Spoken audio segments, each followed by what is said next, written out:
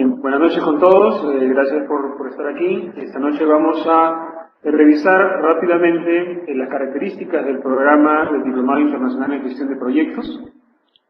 Déjenme activar la cámara.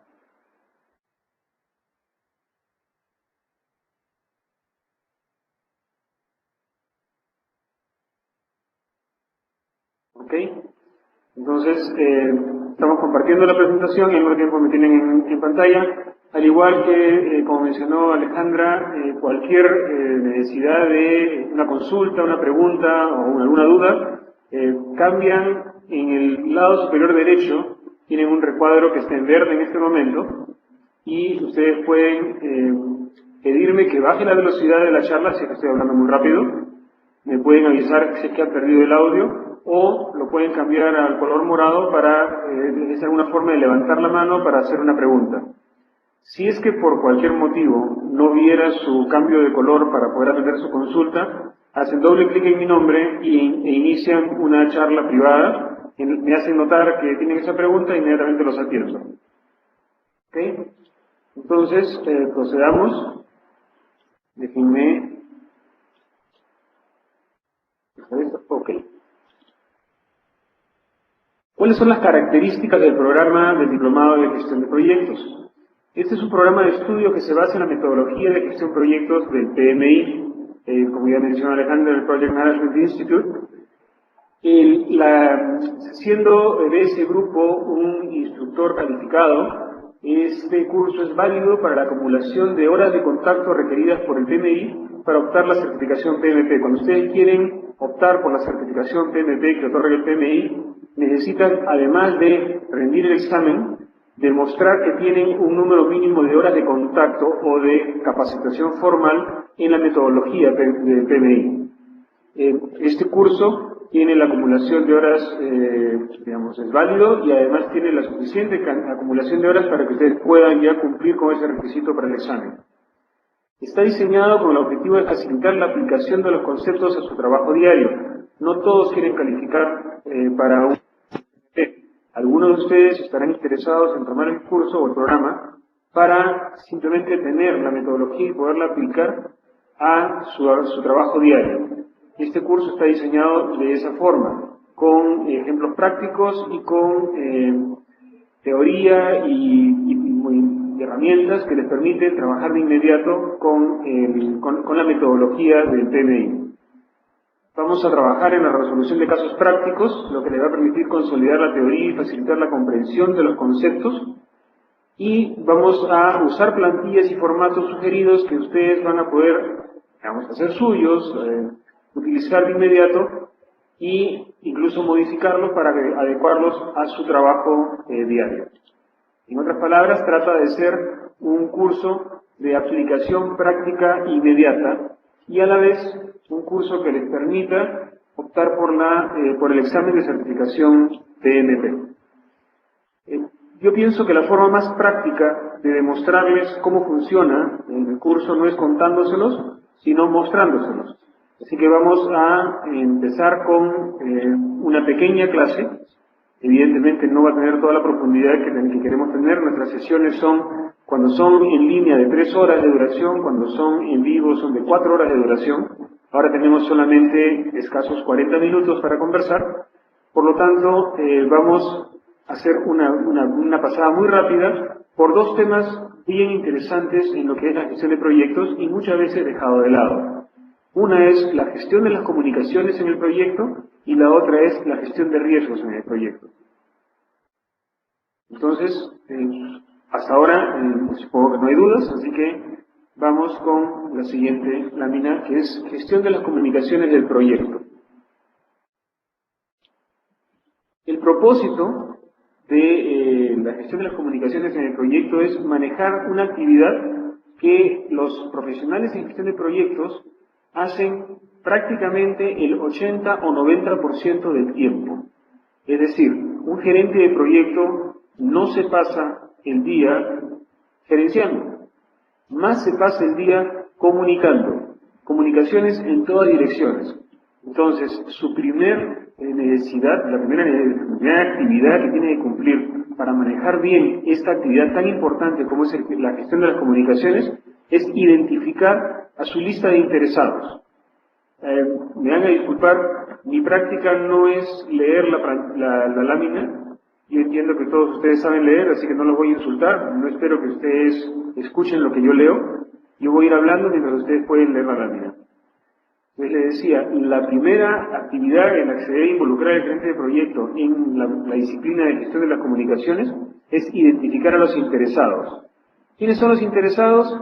Todos aquellos que de una u otra manera se ven impactados, afectados o tienen un interés personal o profesional en el proyecto en el que ustedes están participando. Ejemplos de partes interesadas que a veces son dejadas de lado son, por ejemplo, para hacer un ejemplo cercano, en el proyecto Conga, el señor Víctor tiene una consulta. Dígame, señor Víctor. Si puede usted hacerlo activando el parlante del micrófono, si no, escribe usted su pregunta.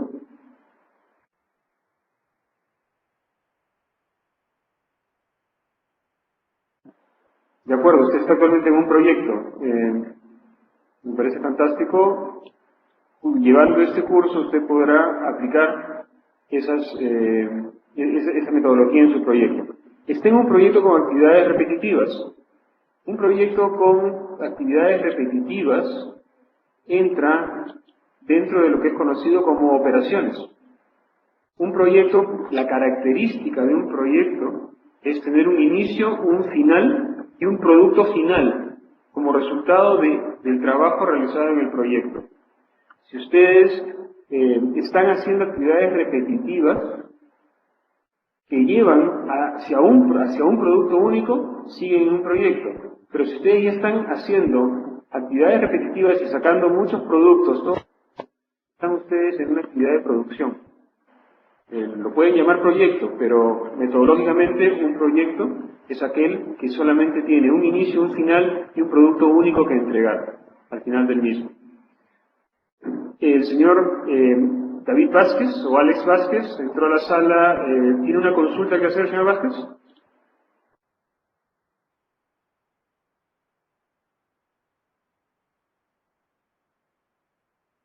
Bien, si no hay una consulta, sigamos.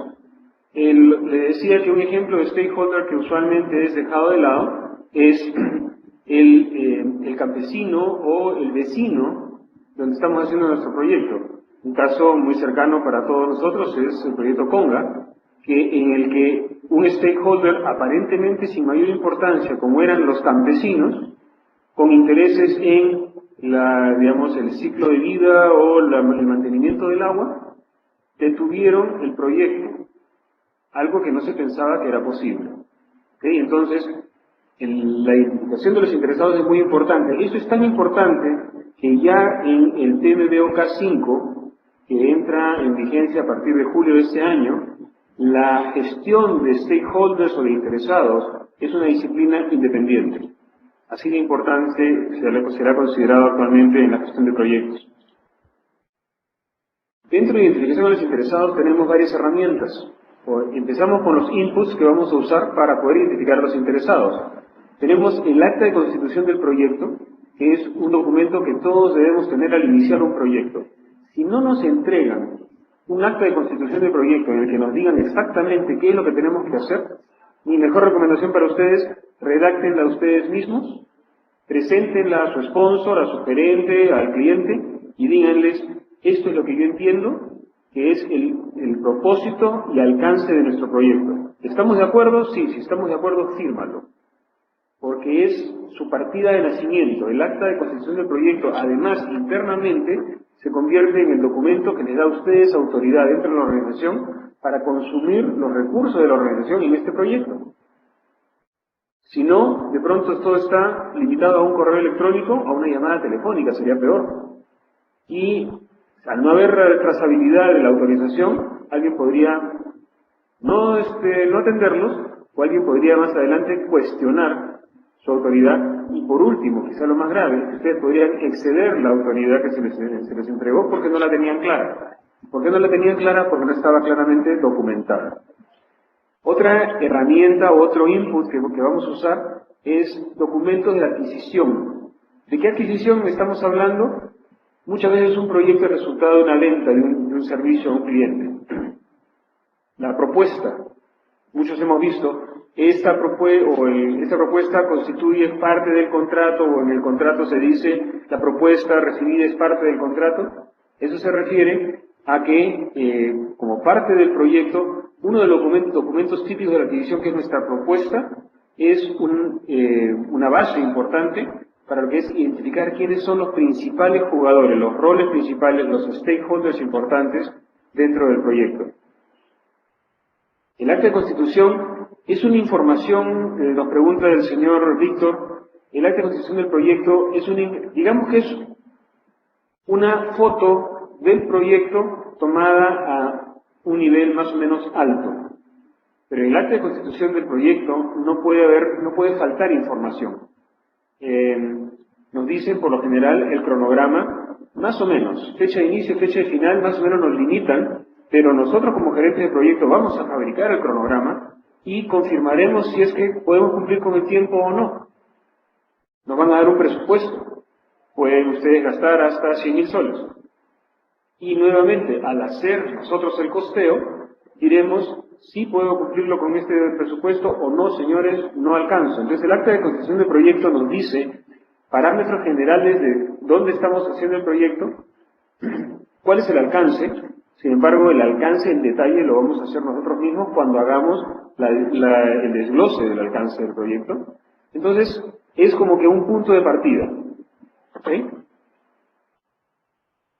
Como decía, documentos de adquisición son uno de los elementos importantes como entrada para identificación de interesados. ¿Quiénes son los que están jugando este juego? Hay uno más que no se ha mencionado en la lámina anterior y que es la consulta a las personas con mayor experiencia, lo que se llama, el PMI lo usa mucho, juicio de expertos. Cuando ustedes están identificando interesados, el juicio de expertos, ¿qué significa eso? Hablar con alguien que sepa más, alguien que ya pasó por un proyecto similar, alguien que conoce al cliente. Y le preguntamos, ¿quiénes son los jugadores importantes en este cliente? De repente nosotros tenemos un proyecto desarrollo de sistemas. Para nosotros, interesado, el jefe de sistemas. ¿Para quién es este sistema? Es un sistema de ventas. Perfecto, el gerente de ventas es un interesado, de todas maneras. ¿A quién estamos quitándole trabajo con este proyecto que estamos haciendo? Se lo estamos quitando a un proveedor que tiene actualmente. Ese proveedor es un interesado. Ese proveedor puede ser un interesado negativo, al que hay que cuidar para que no nos ponga torpedos en el sistema. Entonces, se van dando cuenta cómo el análisis de interesados, que es una herramienta que tenemos que usar en la identificación de interesados, nos va a ayudar a no solamente tener con las comunicaciones claras, sino también tener nuestro panorama claro. El primer paso de identificación es hacer una tabla con todos los interesados potenciales y usando una tabla muy sencilla de Excel, comenzamos a poner columnas en las que vemos, por ejemplo, cuál es el rol que tienen en nuestro proyecto, cuál es el rol que tienen dentro de la organización, propia o del cliente, cuál es el nivel de influencia que pueden tener en el proyecto, cuál es el grado de interés que tienen en el proyecto. Entonces, con estas herramientas vamos a ir viendo con quiénes tenemos que comunicarnos, qué le tenemos que comunicar y cómo. El segundo paso va a ser identificar qué tipo de stakeholder interesado tenemos al frente. Como les comenté, puedo tener un gerente de ventas que va a ser un interesado muy a favor porque le vamos a generar, por decir algo, si seguimos en el ejemplo del desarrollo de software, le vamos a dar una herramienta para mejorar sus ventas, para aumentar su productividad. Entonces, él está muy interesado. Sin embargo, un proveedor antiguo que daba ese servicio o que hizo un desarrollo que no funcionó bien, ese va a ser un interesado negativo. Entonces, usando herramientas como la matriz de poder-interés,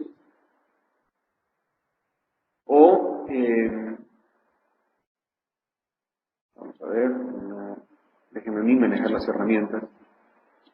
La matriz de poder interés, la matriz de poder influencia. Vamos a ir analizando qué tipos de stakeholders tenemos en nuestro proyecto y cómo nos vamos a comunicar con ellos. Es más, hay un punto importante y es que no todas las personas manejan las comunicaciones iguales. Puedo tener un gerente que me dice, no me envíes correos. Tengo tantos correos al día que tu correo va a quedar enterrado entre la multitud que recibo y no lo voy a ver. Así que si quieres hablar conmigo, me toca la puerta, entras y hablas conmigo. Habrá quien diga, no me interrumpas, no tengo tiempo para atender tus llamadas. Envíame un correo y yo te contesto mañana. Hay estilos y ustedes deben poderlos manejar. Parte de su análisis es cuál es el estilo de la persona con la que me quiero comunicar y por lo tanto, cómo voy a hacer mi matriz de comunicaciones.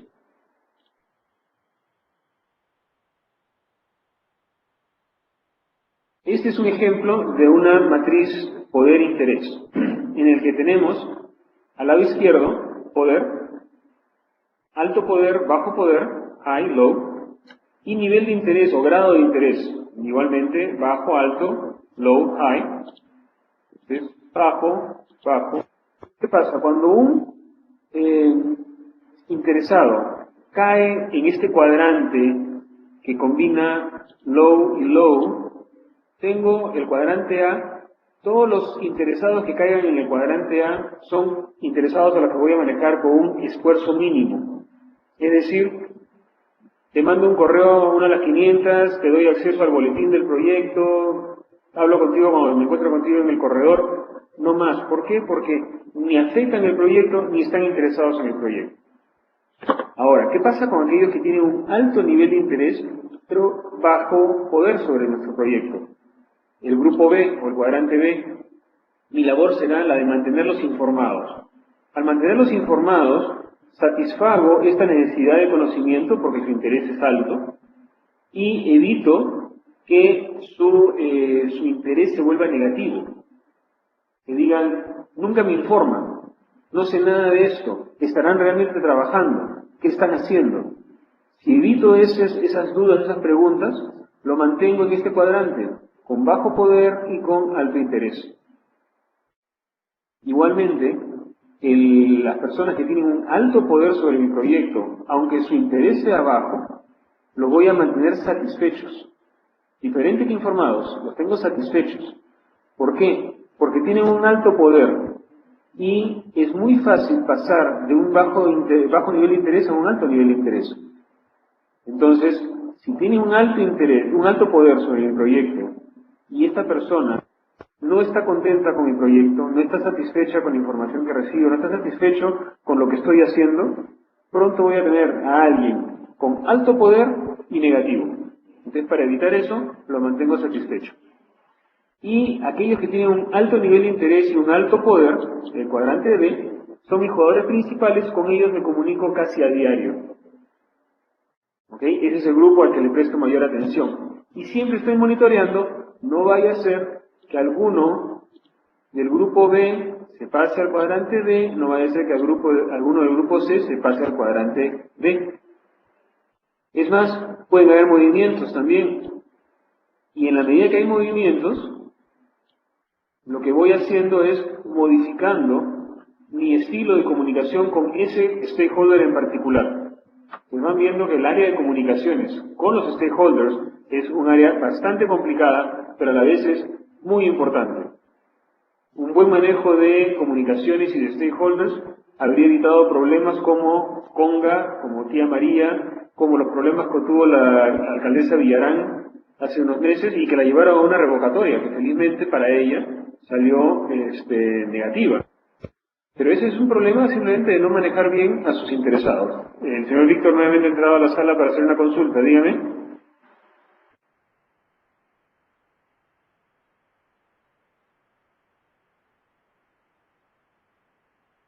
No entiendo bien qué es lo que se espera en la matriz. La matriz la construye usted mismo. La matriz, usted arma en esta matriz, ubica a cada stakeholder en esta sencilla matriz, en la que, digamos, es sencilla porque tiene solamente dos criterios, alto-bajo. ¿Okay? Pero ustedes van colocando a sus stakeholders según el grado de interés que tienen y según el grado de influencia que pueden tener en su proyecto. Y de esta manera los identifican, y lo que ustedes hacen con esta herramienta es principalmente saber cómo hablar con cada uno de ellos. No van a hacer una comunicación única para cada uno, salvo que estemos hablando del cuadrante D. Pero los otros stakeholders lo van a manejar en grupo. Entonces, para hacer las comunicaciones adecuadas, ustedes tienen que ver con qué grupos se están comunicando, para saber qué les informamos y cómo.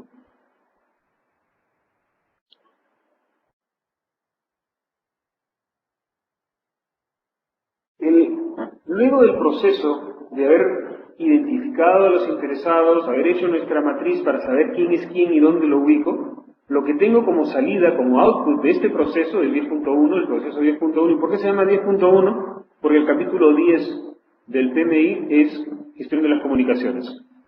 El proceso 10.1 de identificación de interesados tiene como salida el registro de los interesados. Una serie de parámetros, como ven acá es una plantilla, y ese registro de interesados, este es un ejemplo de la plantilla. El registro de interesados es una herramienta viva. No es que hagan una plantilla, la dejen ahí y ya, hice mi trabajo.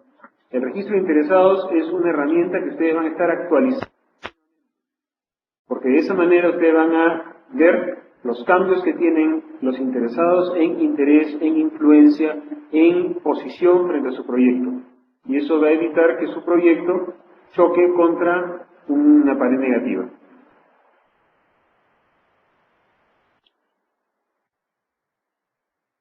Otra salida de nuestro proceso de identificación de interesados es la estrategia de gestión de los interesados. Lo que les estaba comentando en su momento. ¿Cómo vamos a comunicarnos con ellos? ¿Con qué frecuencia? ¿Vamos a usar comunicación electrónica, email? ¿Vamos a usar comunicación en vivo? ¿Vamos a usar comunicación formal o informal? Formal, me reúno en tu oficina. Informal, nos encontramos a tomar un café. Es igualmente válida. Todas las formas son válidas. El hecho de que yo haya conversado con un gerente tomándome un café no hace que esa conversación no haya tenido el resultado que yo estoy buscando. Todo lo contrario, la estrategia la defino para conseguir los resultados que yo busco. Entonces, yo veré si es que con alguien me comunico en forma individual o en forma grupal. Electrónica o verbal. Formal o informal. ¿Okay? Habrá quien diga, hazme una presentación, porque eso es muy importante y me la tienes que hacer personalizada. De repente tiene razón. De repente es un stakeholder muy importante y tengo que tomar un trabajo especial. Habrá quien prefiera que lo inviten a la presentación que se hace a todo el equipo de trabajo. Ustedes tienen que analizar en su matriz de interesados quién es quién y conocerlo. No se preocupen de no hacerlo perfecto la primera vez. Como dije, este es un documento vivo. Toda la vida del proyecto ustedes van a estar viendo esta tabla de interesados, alterándola, actualizándola, cambiando lo que ustedes pensaron que era azul un día y rojo al día siguiente. La persona que ustedes pensaron que tenía mucho poder resulta que no tiene ningún poder. La persona que ustedes desdeñaron y dijeron, no, él no sabe de qué estamos hablando, resultó que estaba más enterado de lo que ustedes creían y tiene mucho más poder de lo que ustedes esperan. Entonces, esta matriz va a seguir viva.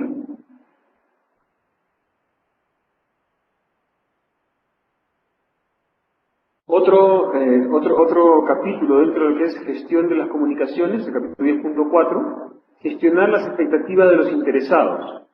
Como les digo, en el PMBOK 5 esto ya se maneja como un capítulo totalmente independiente. ¿Qué hacemos? ¿Y por qué es importante? ¿Por qué necesito dedicar un proceso completo a la gestión de las expectativas de los interesados? Muy sencillo. Expectativa es aquello que yo espero encontrar o recibir. No tiene nada que ver con la realidad. Nuestro trabajo, cuando manejamos las expectativas, cuando comunicamos, nuestro trabajo es cerrar la brecha entre la percepción del interesado y la realidad del proyecto.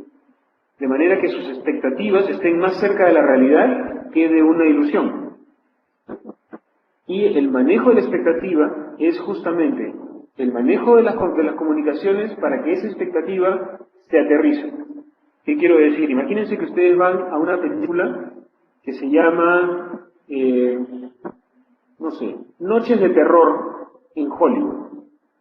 Ustedes entran esperando ver una película en la que hay muertes, asesinatos, mucha sangre, hombres lobo, y se encuentran con que es una película infantil de dibujos animados en la que hay un niño que tiene una pesadilla en Hollywood. Nadie les dijo que Noches de Terror en Hollywood fuera una película de terror. Ustedes lo asumieron. Fueron con una expectativa y evidentemente se paran y se van del cine. Abandonan el proyecto porque la expectativa que ustedes tenían es totalmente distinta a la realidad. ¿Dónde entra el rol del gerente de proyecto? En comunicar claramente qué significa el proyecto, qué estamos haciendo, a qué áreas vamos a tocar, qué ayuda vamos a utilizar, qué vamos a hacer y qué no vamos a hacer. Porque justamente de las expectativas erradas nacen las insatisfacciones nacen los problemas en los proyectos. ¿Qué haremos para gestionar las expectativas de los interesados? Utilizaremos métodos de comunicación, es decir, en nuestro plan de gestión de comunicaciones seleccionaremos cómo nos comunicaremos con cada uno de estos stakeholders. Cuando digo cada uno de los stakeholders, ustedes dirán, caramba, puedo tener 300 interesados, es cierto, pero probablemente un gran número de ellos los pueda agrupar y a ellos los manejo como un solo stakeholder, un solo interesado. Y hay otros que por su nivel de interés, por su nivel de influencia sobre el proyecto, los debo manejar individualmente. Otro punto que se ve en la matriz de interesados. Van a usar ustedes habilidades interpersonales. Un director de proyecto es básicamente un director o un gerente. Cuando se habla de gerencia de proyectos, cuando se habla de gestión de proyectos, estamos hablando, la palabra es esa, gestionar, gerenciar. Por lo tanto, un gerente de proyectos tiene que tener todas las habilidades gerenciales que todos conocemos. Habilidades de comunicación, crear empatía, liderazgo, liderar por el ejemplo, saber escuchar, manejar cambio, es decir, saber superar resistencia al cambio y saberle decir a las personas cómo enfrentar el cambio. Porque todas esas son cosas que va a necesitar para que su proyecto funcione bien. Va a tener que utilizar sus habilidades directivas. Un gerente de proyecto debe poder, comunicarse a todo nivel, tener habilidades de presentación, tener capacidad de negociación, no solamente negociar con proveedores, van a tener que negociar recursos. Cuando ustedes tengan a un recurso, por decir, un abogado, su proyecto requiere un abogado, ustedes dicen, este abogado lo quiero yo, y el gerente del área legal dice, lo siento, lo estoy mandando a un curso en el exterior para que se perfeccione. Y se quedaron ustedes sin abogado. ¿Cómo hacen para negociar? Conseguir el abogado que se quede o que les consiga un abogado en reemplazo. Habilidades para redactar. Si ustedes escriben un informe y ese informe es confuso en su redacción, tiene errores de ortografía, tiene errores de construcción gramatical, quien lo lee, a través de su informe se hace una imagen de lo que ustedes son y de lo que ustedes hacen. Si su informe es impreciso y desordenado, van a pensar que su forma de trabajar es imprecisa y desordenada. Oratoria. Cuando ustedes van a necesitar ustedes pararse en un salón a presentar su proyecto a todo un equipo de trabajo. Van a necesitar pararse frente al directorio a explicar el progreso de su trabajo. Entonces tienen que desarrollar habilidades interpersonales, habilidades gerenciales, habilidades directivas. Si no las tienen, les sugiero que empiecen a trabajarlas. Hagan su cuadro de habilidades personales, autocalifíquense, busquen ayuda con sus amigos, con sus padres, con su jefe. ¿Dónde estoy débil, dónde estoy fuerte? Empiecen a desarrollarse en estas áreas. Presentación, negociación, redacción, oratoria, empatía, manejo de conflictos, comunicaciones personales, lenguaje corporal. Todas esas cosas las necesitan para manejar bien su proyecto. En algún momento lo van a necesitar. Empiecen a desarrollarse en eso también. ¿Alguna pregunta hasta aquí? Ok, pasemos al siguiente capítulo, que es gestión de los riesgos del proyecto. Como les dije, es otro grupo o otra disciplina que muchas veces vista o sea pasada por alto. Y la gestión de riesgos, al igual que la gestión de las comunicaciones, tiene un primer proceso que seguir y este es planificar la gestión de los riesgos. Es decir, definir un plan para manejar de forma adecuada los riesgos que se presenten en mi proyecto. Muchas veces confundimos plan con cronograma. Un plan no es un cronograma no es un plan. Un plan es un documento en el que ustedes declaran cómo van a manejar una situación en particular y los cambios que tenga esa situación. Es válido para el plan de adquisiciones, es válido para el plan de riesgos o gestión de riesgos, es válido para el plan de gestión de costos, válido para el plan de gestión de alcance, válido para el plan de gestión de recursos humanos. ¿Qué voy a hacer? ¿Cómo lo voy a hacer? ¿Cuándo lo voy a hacer? ¿Y cómo voy a manejar los cambios que me obliguen a mí a modificar este plan? Eso, redactado en forma ordenada, de manera que una persona que lo lea pueda decir, ya sé qué es lo que vas a hacer, es un plan. Y hay que hacer eso para la calidad. La calidad se planifica, no es consecuencia. Y van a planificar la gestión de los riesgos. ¿Qué cosa es un riesgo? Algo incierto, algo que no ha sucedido todavía. Por lo tanto, tiene una probabilidad. En gestión de riesgos se manejan muchas probabilidades. ¿Ocurrirá o no ocurrirá? Si no ocurre, ¿qué pasa? Si ocurre, ¿qué pasa? Esa lógica en forma de árbol hay que estarlo usando todo el tiempo cuando estamos en lo que es gestión de riesgos. El proceso de planificación de gestión de riesgo, como dice aquí abajo, empieza por identificar el riesgo, evaluar el riesgo, es decir, cómo nos impacta, definir un plan de acción para reducir ese impacto, finalmente definir una contingencia. Muchas veces hablamos de que cuando encuentras un riesgo, te preguntan, ¿y cuál es tu contingencia? Has identificado el riesgo y ya te están haciendo saltar de aquí a aquí. Cuando tienes que primero evaluarlo y definir un plan de acción. Hagamos un ejemplo rápido. El presidente Humala saque una ley que prohíba viajar fuera del país. Ese no es un riesgo, ese es un evento. Primera diferencia. Mucha gente piensa que lo que pasa es el riesgo. Ese no es el riesgo, ese es el evento. El riesgo es cómo afecta ese evento a mi proyecto. Si mi proyecto es todo local, que el presidente Humala prohíba los viajes fuera del país, no me afecta. Pero si mi proyecto considera viajes fuera del país de recursos locales o recursos extranjeros que vienen y van, consultores, expertos, qué sé yo, entonces una prohibición de viajes, un cierre de fronteras, afecta seriamente mi proyecto. El riesgo es que no puedan viajar mis consultores. ¿Okay? Luego evaluamos el impacto. ¿Esto cómo nos afecta? Si no pueden viajar mis consultores cuando están acá y no se pueden ir, ¿qué le pasa a mi proyecto? Si es que mis consultores estaban yendo a perfeccionarse, voy a tener que buscar que se perfeccionen de otra forma. Ese sería mi plan de contingencia. ¿Cómo hago para minimizar el riesgo? De repente, desde ya, si es que yo creo que hay una posibilidad alta de que esto ocurra, evidentemente aquí es improbable, pero le podría ocurrir a Venezuela. Con el nuevo presidente que tienen, podría ocurrirles que les cierren las fronteras. Entonces, una acción podría ser, antes de que dicten la ley, saco a la gente que tengo que tener afuera. Tomando de viaje, aunque sea un mes antes del proyecto, no importa, ya los tengo afuera, resolví ese problema. ¿Qué estoy haciendo? Tomando una acción previa que reduce o minimiza o elimina el impacto de ese evento.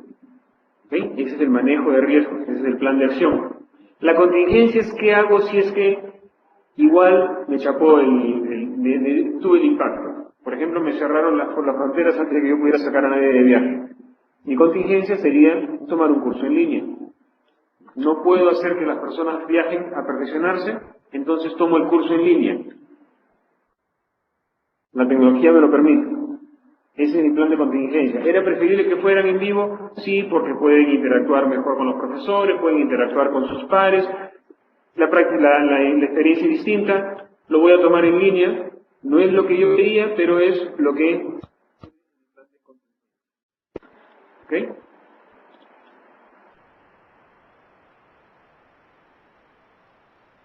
Algunas entradas, y dense cuenta que estoy manejándolo como procesos, algunos inputs de nuestro proceso de planificación y de gestión de riesgos serán el plan de gestión de costos del proyecto, el plan de gestión del cronograma del proyecto, el plan de gestión de comunicaciones del proyecto.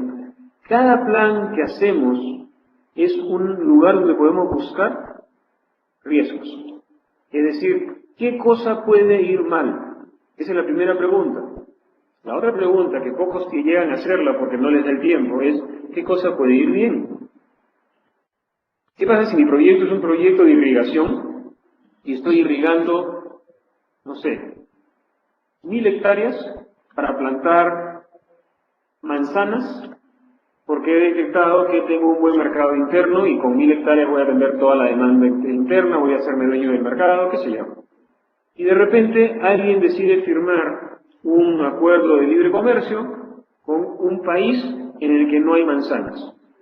Y automáticamente mi mercado se acaba de triplicar, porque tengo mi mercado interno y el mercado de este país es el doble que el mío. Eso es algo bueno, está yendo a favor de mi proyecto.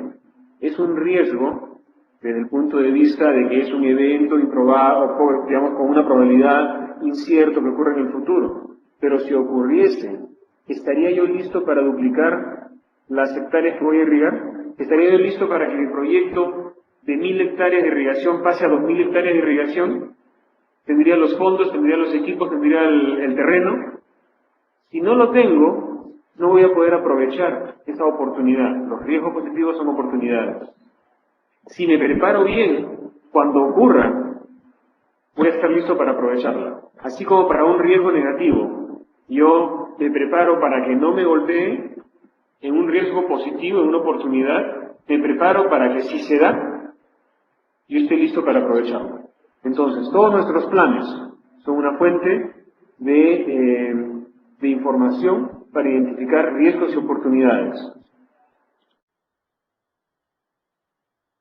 Una vez que he identificado los riesgos, ¿okay?, lo que hago es identifico las categorías o le asigno categorías al riesgo. Este riesgo, ¿dónde me está impactando? ¿En todos los frentes? No siempre. Volviendo al ejemplo de los viajes interrumpidos, me estaría impactando en aquellas labores que hacían los consultores que no pueden viajar. No me impacta en todo. Entonces, identificar dónde me impacta, cuánto me impacta, es parte de mi análisis y mi gestión de riesgos. Una salida o un output de esto es la RBS. La RBS es Risk Breakdown Structure, por eso las siglas RBS, estructura de desglose de los riesgos. ¿Qué hago? Armo los riesgos como un organigrama, en la que aquí tengo, un ejemplo aquí es ambiente, riesgos que me da el ambiente, riesgos ambientales si quieren llamarlos así, o riesgos del ambiente en el que se desarrolla el proyecto. Riesgos de industria.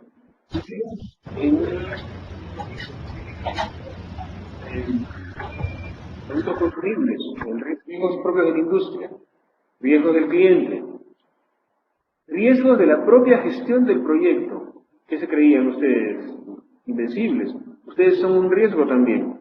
Yo siempre digo que el primer riesgo que uno debe apuntar en su matriz de gestión de riesgos es el riesgo de que el gerente del proyecto, yo mismo, tenga que abandonar el proyecto por enfermedad, por promoción, porque me entregaron otro proyecto. Entonces, ¿qué se hace si es que el gerente de proyecto debe salir del proyecto? Este es un análisis que poca gente hace porque asume que el gerente de proyecto no se mueve. Pero es una persona, igual que cualquiera de nosotros, se puede enfermar, puede sufrir un accidente, le pueden ofrecer un trabajo más interesante y se va. Entonces, hay el origen del riesgo y luego desglosan según los diferentes orígenes que puede tener este riesgo.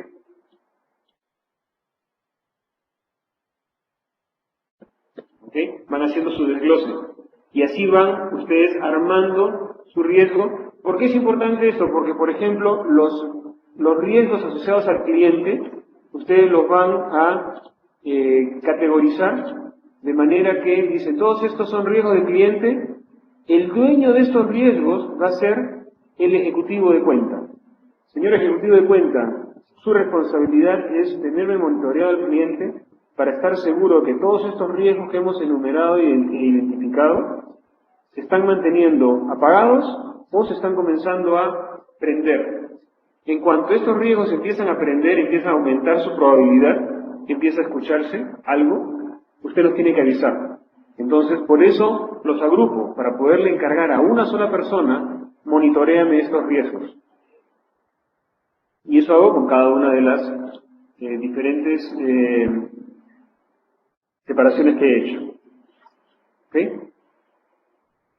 Otras entradas, otro proceso dentro de lo que es la gestión de riesgos es la identificación de los riesgos. Mis entradas son todas las fuentes de riesgos. Mi propio plan de gestión de riesgos es una entrada. Mis estimaciones de costo de actividades, todo lo que son estimaciones son fuentes de riesgo. ¿Por qué? Porque simplemente estoy adivinando, lanzándome con las cosas que tengo que hacer. La línea base del alcance, todas las cosas que tengo que hacer son una fuente de riesgo. Lo haré bien, no lo haré bien, la calidad estará bien, si es un proveedor me fallará, no me fallará. Son todas fuentes de posibles riesgos. Usaré técnicas para reunir la información sobre aquellos riesgos que son posibles. La tormenta de ideas, todo el mundo la conoce.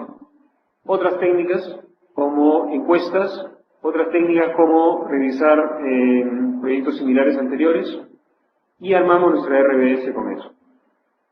Una vez que tenemos los riesgos identificados, los armamos en una plantilla, una tabla, como esta que tenemos delante, y al igual que con los interesados, empezamos a llenar columnas con datos que nos interesen.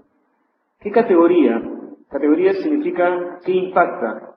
Este riesgo me impacta en la categoría personal o en el recurso humano. Este riesgo me impacta en el control del tiempo. Algún recurso me impacta en costos, algún recurso me impacta en alcance. Por lo general el impacto va a ser en más de uno. Porque si tengo el triángulo famoso de alcance, costo y cronograma o duración del proyecto, si muevo uno afecto por lo menos uno de los otros. Entonces, si tengo un riesgo que impacta tiempo, voy a tener un impacto en cronograma o en costo. Si tengo un riesgo que me impacta en costo, voy a tener un impacto en cronograma o en alcance. Entonces, las categorías por lo general van a ser duales. A veces son todas las categorías. Son los riesgos más graves.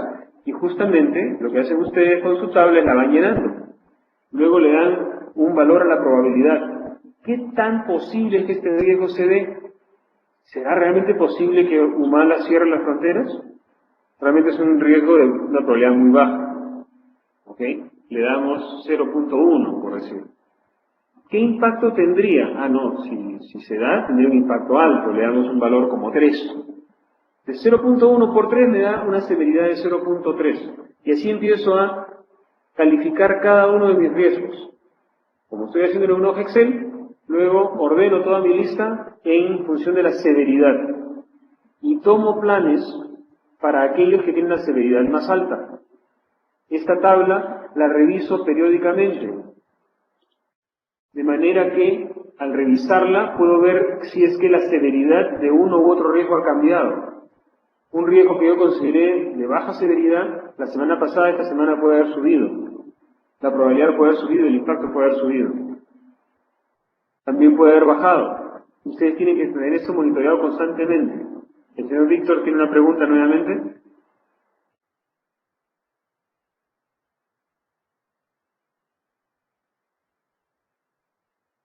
Ok, ¿cómo voy llenando los valores? Esta tabla que estoy mostrando es una tabla de valores cualitativos. En otras palabras, ustedes en base a juicio personal van a decir, por ejemplo, ok, yo puedo decir que algo tiene un impacto alto, medio o bajo. O puedo darle un valor, 1, 2, 3. La idea de darle un valor matemático es que ustedes puedan hacer la operación y determinar la severidad. ¿Okay? Pero ustedes, por ejemplo, pueden decir, no quiero que sea solamente 3, quiero que sean 5. 1, 2, 3, 4, 5. Y nuevamente diré muy alto, o excesivamente alto, alto, medio bajo, bajo, despreciable. Eso es algo muy subjetivo. Estamos en una tabla cualitativa. Igualmente la probabilidad va a ser más basada en experiencia, en juicio de expertos, que en un cálculo real. Cuando entremos a cálculo cuantitativo del riesgo, sí vamos a manejar análisis cuantitativo de la probabilidad. Vamos a usar análisis estadístico. Pero ese es un grupo de la disciplina que tiene un alto costo en lo que es esfuerzo. Más que en costo monetario, que puede tenerlo, tiene un alto costo en esfuerzo. Entonces ustedes van a tener que evaluar, según la magnitud de su proyecto, según el presupuesto disponible, si es que su análisis de riesgos merece ser llevado, o sea, recibir un análisis cuantitativo cuyo costo justifique los beneficios que van a obtener en el análisis del riesgo. Quiero decir, ustedes pueden tener un análisis cualitativo muy bueno, muy sólido, porque la experiencia que tienen detrás es muy buena. Si no tienen idea, exacto, en otras palabras, para lo que es análisis cualitativa, estima los valores. Y por eso se requiere el juicio de expertos, porque si nunca lo ha hecho, sus estimados son tan buenos como los de cualquiera. Pero si recurre a un experto, el experto le va a ayudar a ajustar y decirle, esto tiene poca probabilidad de ocurrencia, esto tiene alto impacto o esto tiene bajo impacto. ¿Sí? Y, como dice usted bien, se estima valores en lo que es el análisis cualitativo del riesgo. Como les decía, cuando entra en análisis cuantitativo van a hacer todo el cálculo numérico, es mucho más complejo, tiene un costo involucrado, ustedes tienen que decidir si se quedan solamente con la parte de estimación de valores o si vale la pena llevarlo hasta el punto de análisis cuantitativo. ¿De qué depende? Dinero, básicamente. Si el impacto de un riesgo les cuesta a ustedes 5.000 soles y hacer un análisis cuantitativo de riesgos les cuesta 10.000, no vale la pena. Pero si su proyecto es un proyecto millonario, hablemos del proyecto Conga, millones de dólares metidos, el análisis de riesgo tiene que hacerse con todas las herramientas posibles para poderlo manejar bien, porque un riesgo mal calificado, imagínense que toman un riesgo y lo ponen más arriba de lo que debiera ser, lo hacen más importante de lo que debiera ser, le meten plata al plan de gestión de respuesta, al plan de respuesta, invierten en maquinaria, invierten en procedimientos, en procesos, en personal, para tener un plan de respuesta listo y preparado por si acaso se da. Y el riesgo nunca se da porque estaba mal calculada la probabilidad. Hicieron un gasto innecesario. Viceversa, calculan mal el impacto que puede tener un riesgo. Y ese impacto, al final, les mece tanto, les mueve tanto el piso, que tienen que invertir un montón de dinero para resarcirse, para levantarse nuevamente. ¿Por qué tuvieron que hacer ese gasto? ¿Por qué no hicieron un gasto menor en un plan digamos, de contención? Porque no lo tenían mapeado como un riesgo de alto impacto. Pensaron que era un riesgo de bajo impacto. Entonces, cuando el dinero involucrado es alto, el manejo de riesgos se vuelve una actividad que tiene muchísimo consumo de dinero. Si es que el proyecto no es de alto costo, el manejo de riesgos se hace por lo general con puro análisis cualitativo y con más planes de contingencia que de prevención. Eso lo vamos a ver cuando veamos el curso en sí, pero el punto es que cuánto dinero le ponen al manejo de riesgos tiene mucho que ver con el costo del proyecto. Y por lo tanto, ustedes van a tener que definir si está en un proyecto de alto costo o no. ¿De alto costo qué significa? Si es que es oneroso para la empresa o organización para la que ustedes trabajan. Un proyecto de $10.000 para una minera es algo que hacen todos los días. Un proyecto de $10.000 para una pyme puede cambiarle el año. Si pierdo $10.000 en el proyecto, o sea, si me embarco un proyecto de $10.000 y fracasa, perdí mi presupuesto. Un proyecto de $10.000 que no camina bien en una minera, ok, a alguien le van a jalar las orejas y de repente lo botan, no lo sé, pero la minera ni lo siente. Entonces, alto costo no tiene que ver con el número, tiene que ver con el número en relación a la organización con la que estoy trabajando. Por eso es importante que el gerente de proyectos sea una persona que entiende el proyecto, la organización, el impacto que tiene el proyecto en la organización. Como punto final para llenar la tabla tenemos la identificación del responsable, como les dije, la persona que va a monitorear el riesgo, mi plan de respuesta y el disparador. El disparador es aquello que me alerta de cuándo tengo que ejecutar mi plan de respuesta. Si lo hago muy temprano, gasto dinero innecesariamente. Si lo hago muy tarde, de repente el efecto no es el que yo estoy buscando. Necesito identificar un disparador. El responsable va a estar monitoreando el riesgo para decir, ok, el disparador ya se dio, ejecutemos nuestro plan de respuesta. ¿Okay? Fíjense que la columna contingencia quedada en blanco no es porque no se llene. Uno es porque no todos los riesgos tienen una contingencia, y dos, porque la contingencia se llena después, porque la contingencia es lo que yo hago cuando el riesgo se concretó. Es decir, cuando a pesar de haber aplicado mi plan de mitigación, igual el riesgo me impactó y ahora tengo que hacer algo al respecto. O cuando mi plan de mitigación es inexistente. Hay riesgos para los cuales no me puedo defender. Por ejemplo, que un ataque terrorista, como había en los años 80 o 90, se tire abajo una torre de alta tensión y deje a oscuras mi proyecto. No hay plan que yo pueda hacer como proyecto para mitigar eso. Ese es trabajo del ejército, del gobierno, yo no puedo afectar eso, no tengo influencia sobre eso. Así que de frente me voy a mi plan de contingencia. ¿Qué hago? Tengo una planta de energía, tengo un grupo electrógeno, qué sé yo. ¿Sí? Es un ejemplo de un riesgo para el cual no puedo hacer un plan de mitigación, solamente puedo hacer un plan de contingencia.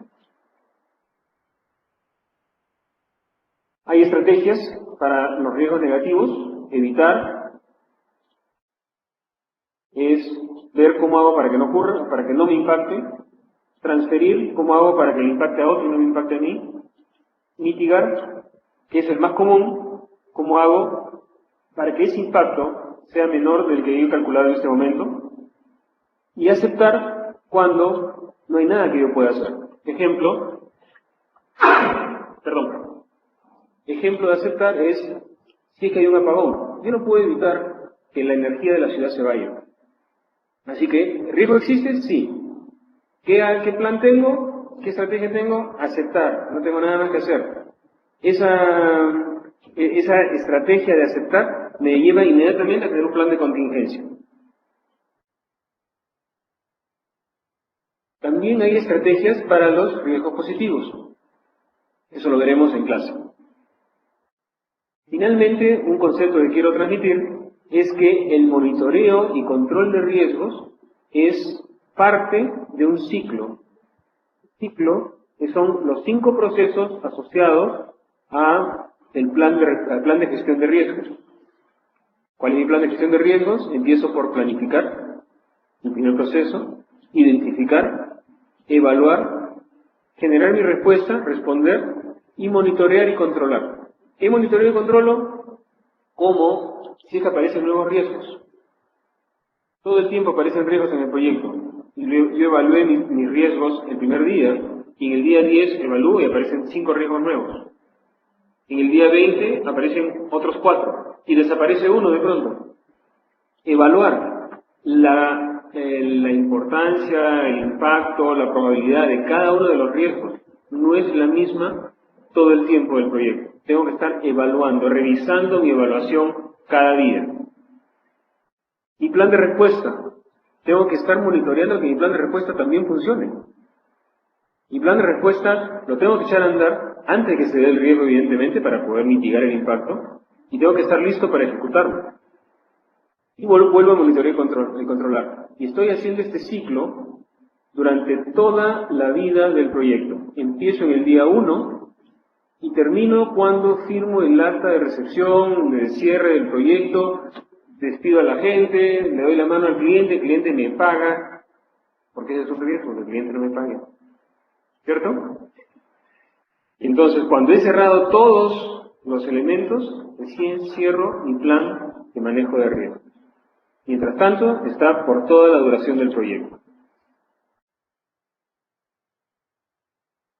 Y para terminar, quisiera darles una breve reseña de cuáles son los beneficios que tiene la certificación como PMP para el profesional actualmente. Primero es el desarrollo personal. Desarrolla una mayor habilidad para tener una mejor y más rápida respuesta a los cambios que son cada vez más frecuentes en las organizaciones. Va a poder dar un valor tangible a los proyectos en los que participen. ¿Qué significa eso? Con la metodología que conoce, va a poder hacer que los proyectos terminen a tiempo, dentro del presupuesto, en la calidad esperada por el cliente y con el alcance cumplido, cosa que muy pocos proyectos pueden decir. La posibilidad de tener un mejor sueldo, simplemente tiene un mayor valor en el mercado y por lo tanto puede decir, mi sueldo sube. O si no me quieres pagar, no hay problema, me voy a trabajar a otro lado. La certificación PMP le puede dar ese mayor valor en el mercado y ese mayor aplomo al profesional de decir cómo reacciona.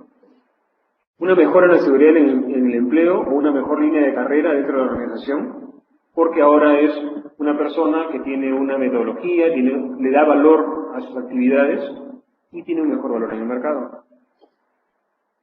Mejora su posicionamiento en el mercado.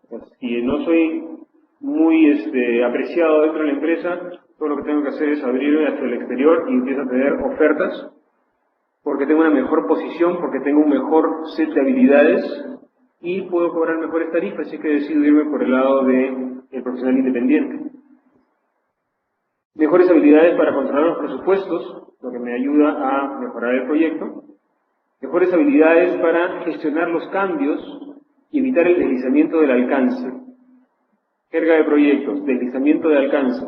Los proyectos cambian, me cambian en la cara. Y si no lo manejo bien, una de las habilidades que desarrolla un gerente de proyecto certificado, si no lo manejo bien, mi proyecto se frustra, o cuesta el doble, o termina 6 meses después. Minimizar o incluso eliminar los reprocesos.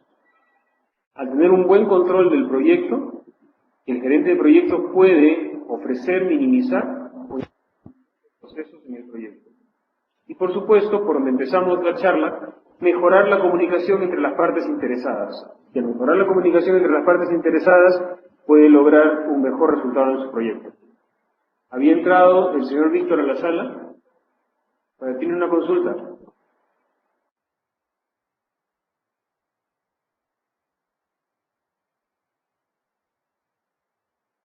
Bien, parece que la consulta ya quedó respondida.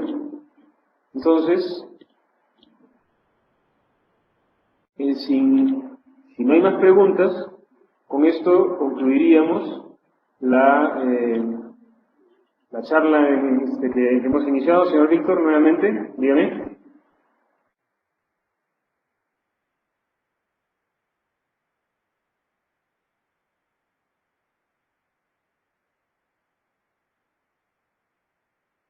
¿No entiendo su pregunta?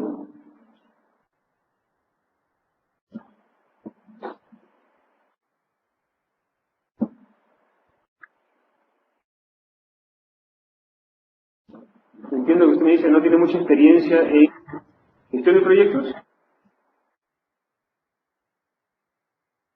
Ok, si no tiene mucha experiencia en proyectos,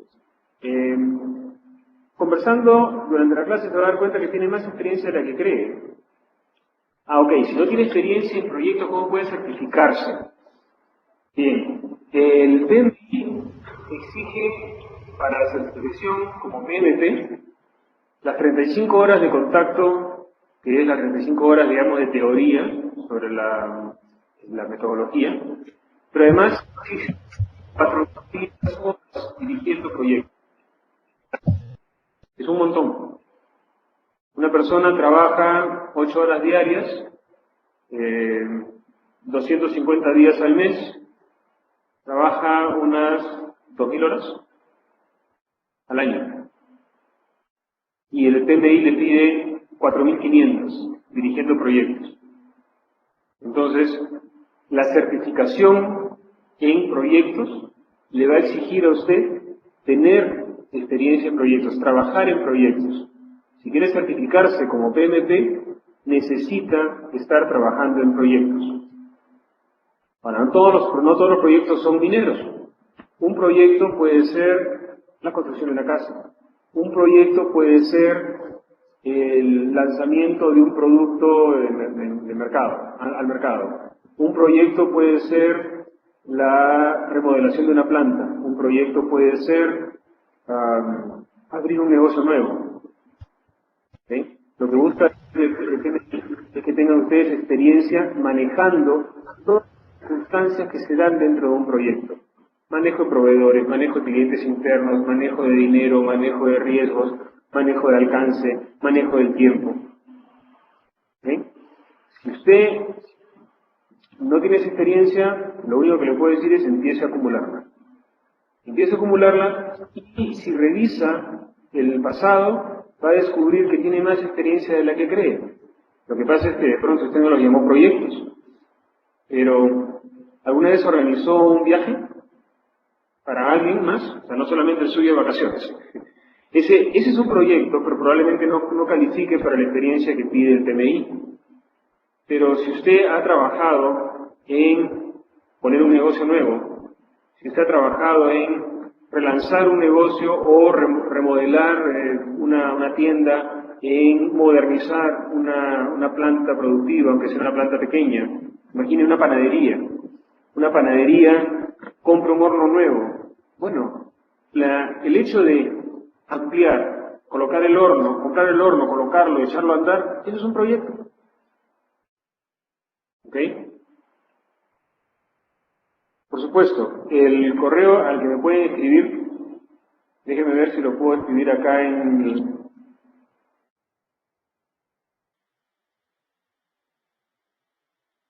Sí. ¿Cuál es su consulta, señor Vázquez?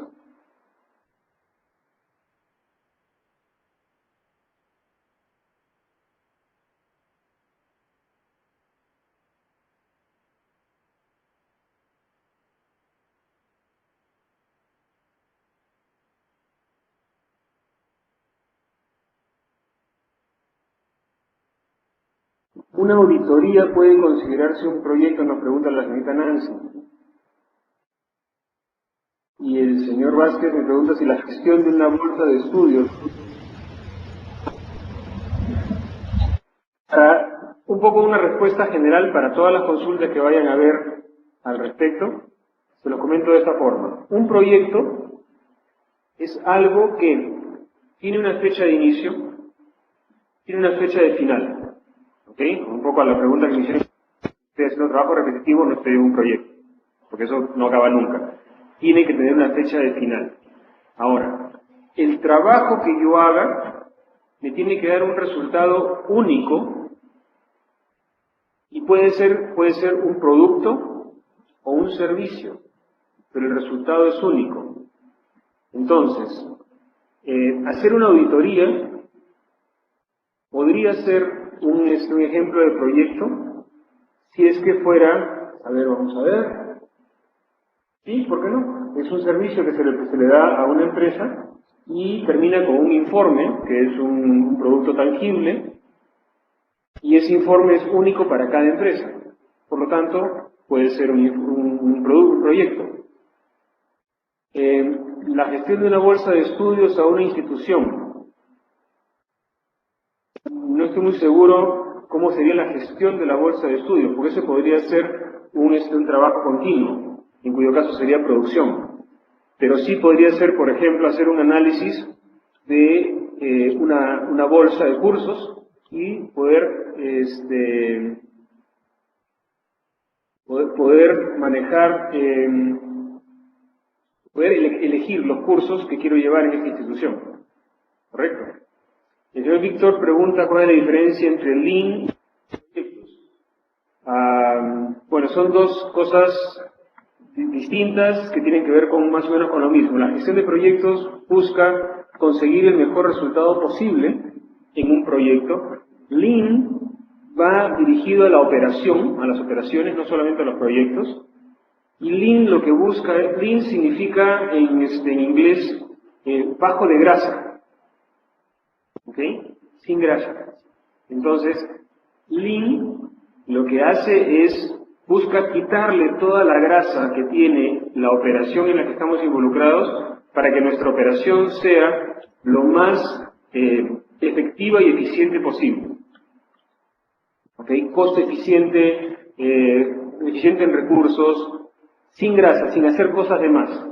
¿Ok? Lean está más orientado a lo que sería calidad, Six Sigma probablemente, que a lo que sería gestión de proyectos.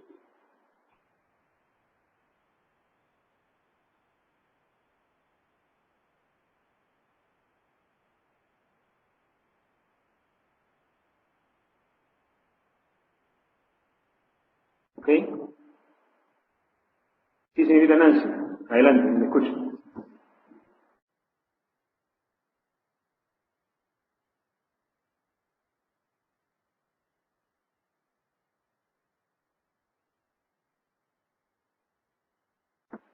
Bien.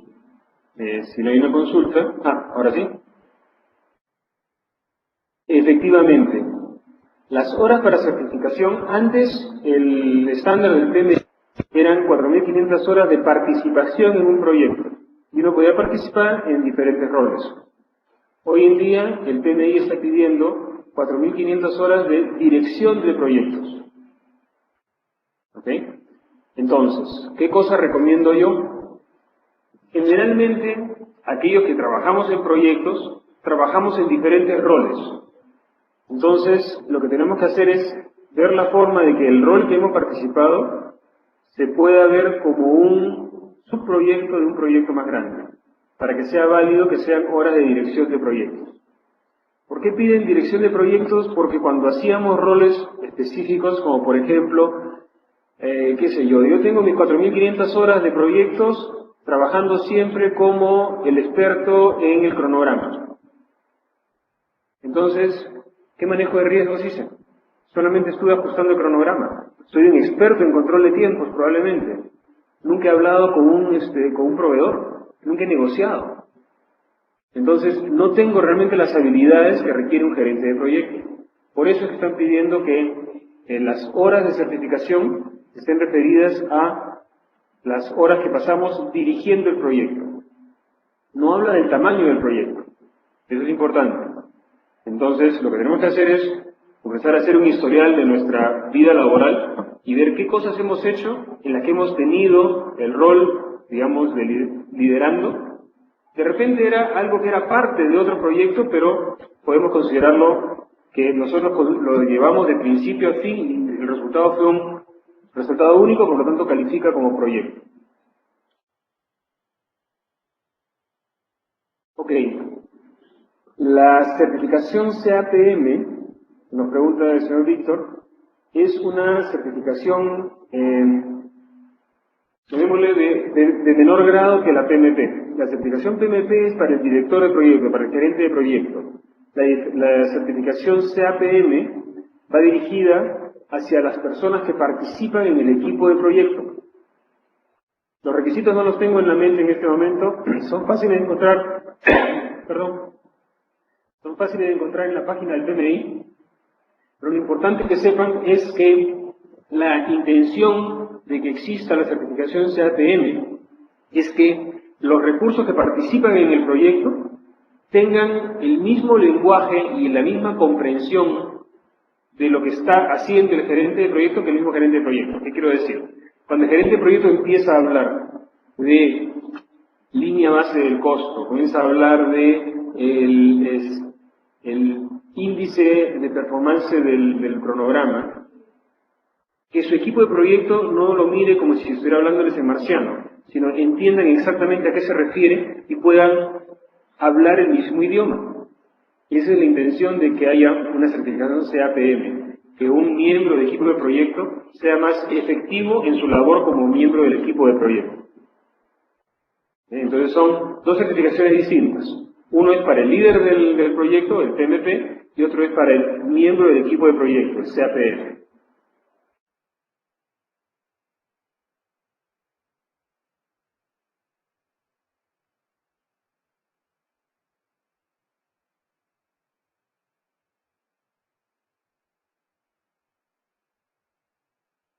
Ok, el problema, el señor Juan Bazán nos pregunta si trabajar como asesor en proyectos de inversión califica para la certificación. Ok, acá tenemos un problema. Usted como asesor probablemente sepa muchísimo de proyectos de inversión, pero no ha manejado ningún proyecto.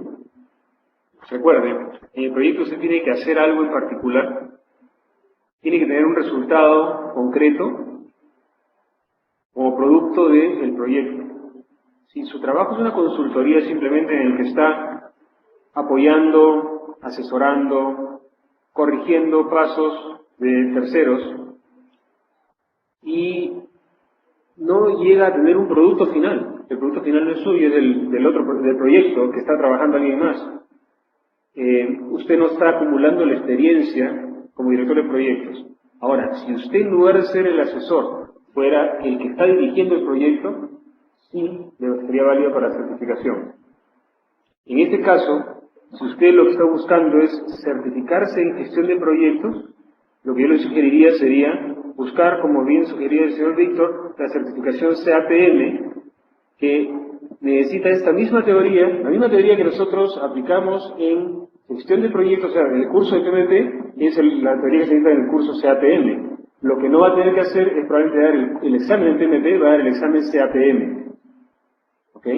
¿Y por qué querría usted esa certificación? Por lo mismo que quiere todo el mundo de certificación, para darle valor a su perfil, a su currículum. Usted como asesor, si no ha tenido una experiencia manejando proyectos, probablemente va a ser muy complicado que consiga una certificación PMP, pero sí puede conseguir una certificación CAPM, y eso le va a dar igual valor, no igual que PMP, pero igual le va a dar valor porque va a significar que usted tiene la capacidad de manejar proyectos, entender lo que es la teoría de proyectos y ha tenido experiencia participando en proyectos, no como director del proyecto, no como gerente del proyecto, pero sí como, por ejemplo, usted, como asesor del proyecto.